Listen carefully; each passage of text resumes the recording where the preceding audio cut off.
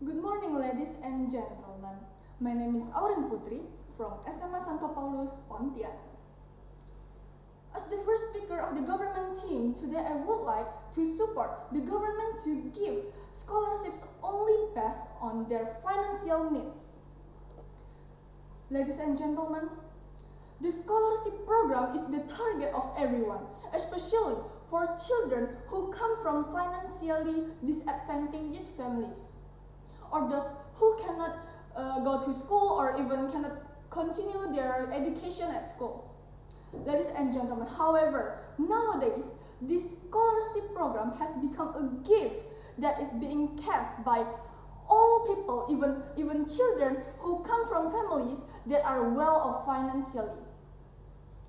Ladies and gentlemen, for example, Tasya Kamila is a very well-known public figure in our country, right?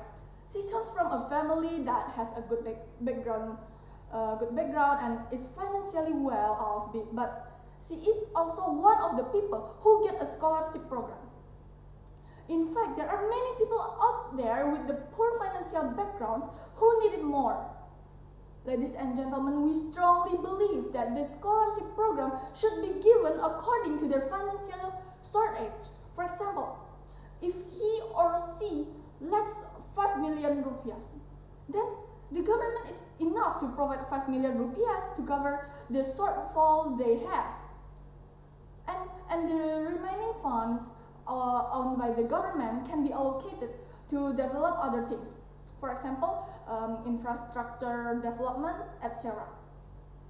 Of course, this would be better rather than leaving a lot of money to each of them only for the benefit of those individuals who incidentally are already well off or only experiencing a slight shortage, right? Okay, as the Prime Minister, there are two major points that I will discuss, ladies and gentlemen. First, the mechanism to check the background of the family and the child as a student. And secondly, the scholarship programs must be inclusive, not exclusive. Therefore, ladies and gentlemen, I strongly support to give the scholarships based on their basis of financial necessity. Ladies and gentlemen, first, how is the mechanism to check the background of the family and the child as a student? And second, why the scholarship programs must be inclusive and not exclusive? Okay, let me explain the first question, ladies and gentlemen. The mechanism that we can use to check their family background, especially in the financial sector, we can check the tax report.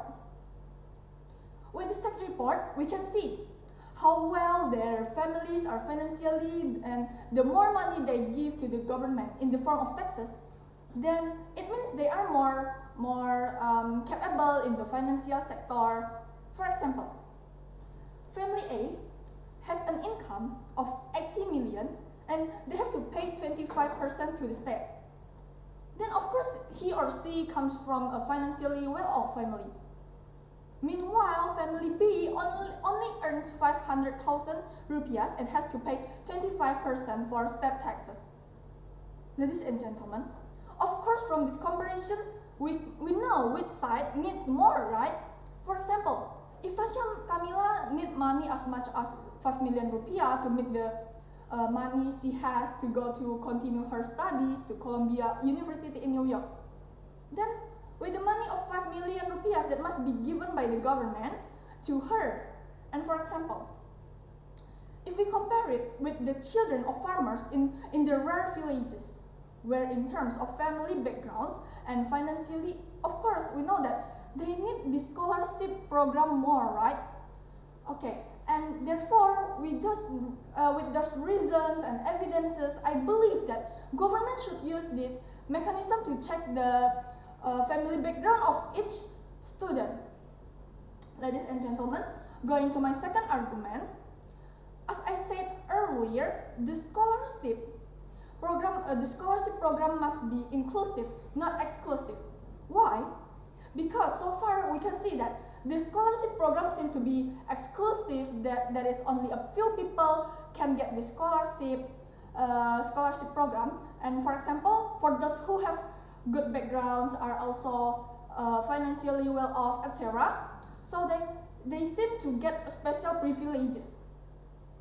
Ladies and gentlemen, surely this is very unfair. I mean, who wouldn't want to get this kind of privilege, right? Of course, this will be very profitable and everyone will chasing this program.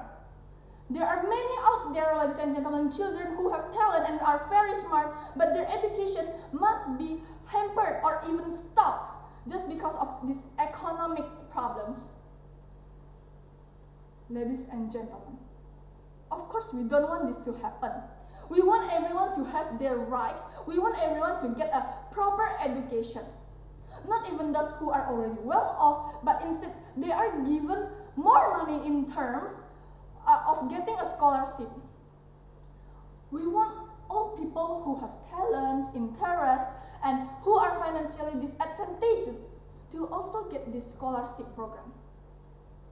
If they are capable in academics and also not able in their academic fields, then they are also entitled to a scholarship program, right? They can and they have the right to get the opportunity to get their rights.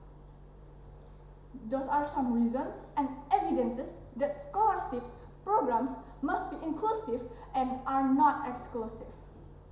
So, ladies and gentlemen, this scholarship program must be something that can help students to get a decent education, especially for those who have financial deficiencies. And of course, this scholarship program can also be given to them according to their needs, or in other words, scholarship money is given to cover the shortage of their actual needs.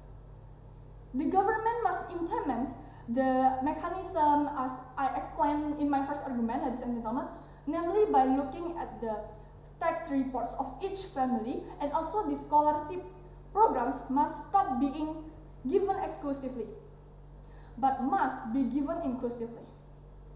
Okay, that's what I can say, ladies and gentlemen, and we really believe that this is what the current government should implement in order to equalize education for all people with the help of the scholarship program. Thank you and good morning.